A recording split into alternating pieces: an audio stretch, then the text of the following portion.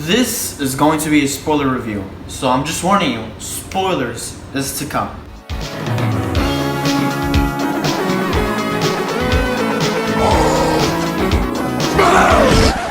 What up fellas, welcome back to the channel. I'm Henry and today we're going to do a spoiler review on Godzilla vs. Kong. So, if you guys haven't checked it, I already did a spoiler free review, so if you guys don't want any spoilers, you don't want anything ruined, make sure to check out that video. But without any further ado, let's get into the spoiler. I just want to talk about how they first opened this movie. I didn't really like it. I mean, like King Kong just like he starts yawning and waking up, and then he's literally walking. He literally scratches butt. I'm like, yeah, actually, I'd take him. He's an ape, but I'm like, I got like Shrek vibes. I'm like, what is this, Shrek? Am I watching Shrek? He's literally just went to a waterfall to take a shower. I'm like, I literally am watching Shrek. But I'm like, wait, he's an oversized gorilla. So I'm like, you know what? I'll let this slide. That was pretty funny. So that was funny. Here's like one of many, like what I was talking about in my spoiler-free review, like plot, like things that just does not make sense. So wait, King Kong was just he was literally under the dome. He was under the dome, and just now he decides to, yeah, let me just try to break through, and I'm just wanna, leave now. He did not try to. Let me just keep walking for like a good hour, and why does he just like, okay, what's this?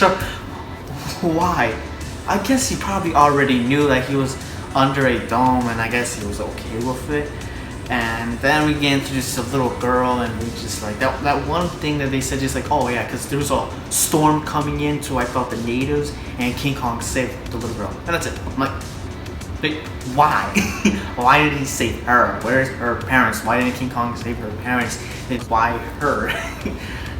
But again, this is like, you have to be like a zombie and not think about this movie too much. Then we get introduced to more characters like Skarsgård. He basically was kind of pointless. You literally could remove him, as well as Millie Bobby Brown. You could also remove her. And from like, you move those guys from the movies. The only one I actually, out of all the humans, the only one I actually did like was Brian Trey Henry. He was actually somewhat funny, and he actually was. I'm like, there was potential there. Like he has an interesting background where his wife died, and now he's like a podcast conspiracy, like he's a conspiracy theorist. But I don't think they even explain how she died. They just said, oh, he just said like she passed away. I'm like, what would have been more interesting is like she died because of a building collapse from Godzilla, and how I'm like, wow. Or maybe like how a jet ran into the building that she was in and she died. Basically, therefore he would have like literally something to do with this movie. I'm like, they could have done that, but they didn't. Go on. I love seeing the action of how King Kong throwing them punches. Godzilla, I love how Godzilla was trying to use, he was trying to use his ultic blast, and trying to, trying to destroy King Kong. And like, come here. And King Kong's like dodging it. He's trying to grab his head to like avoid getting burned and stuff. I thought that was pretty cool. Now, some reviewers did mention of how Godzilla was using his Kamea wave too much, and I also agree, because like Godzilla, he's not like he could just use it whenever he wants. He needs to charge up. That's why I love the 2001. Like every time he charged up, you see like the flashes, like, and then he. But that takes so much energy for it's like Dragon Ball Z. I mean, every time Goku, when he powers up to do a Kamea wave, he literally is like, he screams, he put all his energy into a energy blast. He basically blasts it. And every time when he's done blasting, it's not like he could blast more. He blasts and he takes deep breath. He's tired, and that's should be the same thing Godzilla. When he blasts, he should be dead tired, especially the number of times. I mean, at this point, Goku's like, I need that type of training. But the main thing I hate about this, it was the way it ends. First of all, again, how the hell did Godzilla knew where King Kong was? How did he, out of all the ocean, how did he knew they were there? Like how? And you can make also the other argument of like, maybe he smelled them, like, okay, if he could smell them, why couldn't he smell that King Kong was still alive? Why he was like, I'm just gonna continue walking. They're probably dead. I'm like,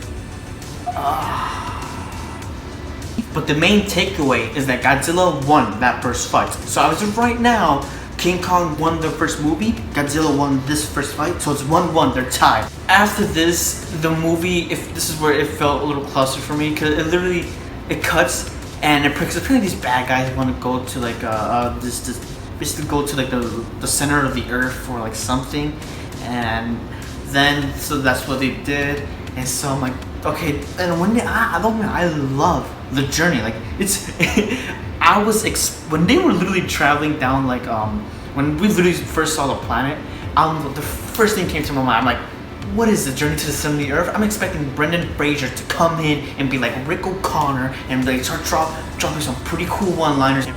Sorry, didn't mean to scare you. And whatnot. I'm like, where's Brendan Fraser? Where is he? I'm like, is he still here? Is Brendan Fraser still here in the journey to the center? Is he here still in the center of the earth? Where is? But everything's like a mirror and upside down. I'm like, what is this? Inception now? It's Brendan Fraser's from and Journey to the Center of the Earth meets Inception. I'm like, what is going on? What is? I mean, it looks pretty awesome and visually stunning. But I'm like, I just couldn't take that back. I'm like, dude, this is Inception meets Brendan Fraser and Journey to the Center of the Earth. Awesome, but like, it's interesting. But it's still feel clustered to the fact that like, I'm in the back of my mind like, wait, it's supposed to be Godzilla versus Kong. And it came in. I heard other reviewers saying that this gives much more of a purpose to King Kong, but I'm like, this would have been so much more better if it was its own separate movie, and especially King Kong understanding and finally realizing who he is as well as where he comes from, and it would be really cool. And that's where you could put in the little girl storyline, and they could build a much more bigger bond. And then the next fight, when they fought the second time, they were in Hong Kong. Now in the trailer, I'm like, oh, they're in Tokyo. That's awesome. But it was in Hong Kong, and I'm like, that's okay. That's cool too. Then there was like a lot of specific, like a lot of neon and stuff. I'm like, it was weird, but I at least could see. I could see Godzilla, I could see King Kong, and I could see them battling out. I don't have to worry about rain and not seeing them at all, but I could see them, and it was really awesome. That fight was so badass. And oh yeah, and the reason why King Kong went down to the journey to the center of the earth is because he needed a weapon, and that weapon, no, the name of that weapon, I kid you not. Do you guys want to know the name of the weapon? It's called the Axe Caliber. It's the Axe Caliber, King Kong's Axe Caliber. He grabbed it and he charges Godzilla.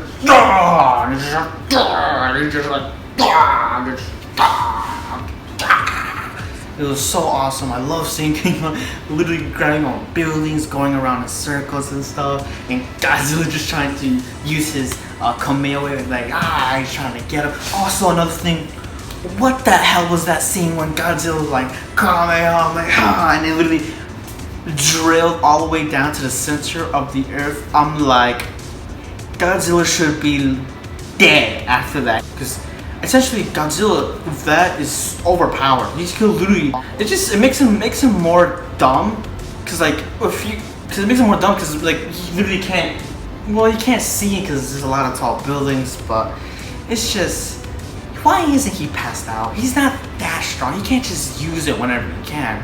But anyway, so they were fighting, and you would think King Kong with his Axe Caliber, he would be able to kill Godzilla, but no. Godzilla is still best King Kong. He literally beats him down. He put his foot on him. He yells at him, submit. He's like, say uncle, say uncle. And King Kong said uncle. Godzilla looks to the sky, and therefore we have a definitive winner, folks. Godzilla beats King Kong for 2-1. 2-1. Godzilla wins twice. Now in this movie, King Kong, he kind of does look weak. I mean, he does get his butt kicked, but yet he still redeemed himself, because this is no longer a one-on-one match for the World Heavyweight Titan Championship. This has now become a triple threat match, because now Mecha Godzilla came. And I'm not gonna lie, when I first saw Mecha Godzilla, I'm like, God damn it. He looks terrible. Well, he doesn't look terrible. I just don't like the way he looks. He looks really like a skeleton, and I'm like, not like a skeleton. He looks so bad. I'm like, not bad. Okay, let me put it this way. My favorite Mecha Godzilla, it's obviously the 2002 one. That for me is the best looking Mecha Godzilla of all time. After that, a close second will be the I forgot the first one, where it's literally just Godzilla but all metal and stuff. I like that one, and this would probably be my third favorite. I mean, the reason why I like those two is because they look like actual like action figures. Like little like action figures that actually move and feel like powerful stuff. This one feels just like a bionicle where you can see the joints and stuff. I'm like, I don't want to. No. I was excited for Mecha Godzilla because I seen some like designs from him in like in a mecha suit, and I'm like, whoa, that is pretty badass. But yeah, Mecha Godzilla comes, he beats up Godzilla. He's like, I love Mecha. I mean, I still love, like, for me, I think I do kind of like for me, King of Thor is number one, but I think I like Mecha Godzilla like second above Godzilla. Because like, he grabs Godzilla and literally gets rockets. He uses his tail to like, and he just punch King Kong. King Kong trying to get to him with the axe, and like, nope, your axe caliber doesn't work here, and blah.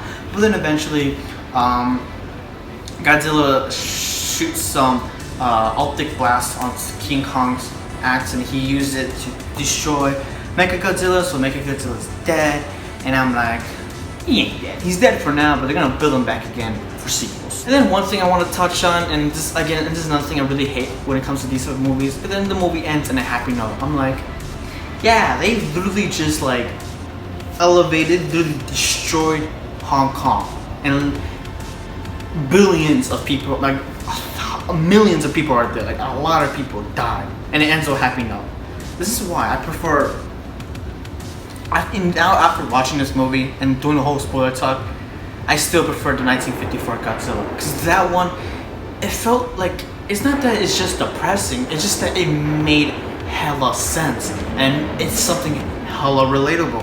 It made sense in the fact that this big monster is destroying cities, and how it made sense of how families and people, and basically you feel bad about them because like they're caught in the middle and they're dying, and this is where you could definitely use the music. This is why I said that how Junkie XL, the music it fit, but it was nothing memorable. It's not like the 1954 where you did that. I'm not gonna lie, if I were to watch that movie again, this time I'll probably cry. I'll cry. Like I'll be feeling so bad. I'm like, wow. I would feel horrible. But no, this one, it ends in a happy note. Everything's all nice and happy fairy tale. And I'm like, this is why I gave it a C. I didn't want to give it like a B or even a C plus, is because I don't want to be supporting these type of movie. Enough is enough. You can't be supporting these type of movie. We're gonna have to take a stand to let essentially Hollywood know, hey, give us good storytelling, give us good writing, give us something that we can relate to, and give us something powerful and impactful as Godzilla's 1954. I don't know how this became a Godzilla 1954 review, but still, I think that's the greatest. After watching that, the greatest Godzilla movie ever. And now thinking about it, maybe Zack Snyder should direct a Godzilla movie. I mean, like, he seems like directing dark and depressing type of films. Godzilla is like all dark and depressing type of films. Maybe that would be an interesting. I'm just saying it would be interesting. So let me know down in the comments below, what are the specific scenes did you like? As well as, what do you think if Zack Snyder were to direct Godzilla? Would you like it, or do you think it's a dumb idea? Let me know down in the comments below. And that's pretty much it for me on this video, because we're out of here. Fatality.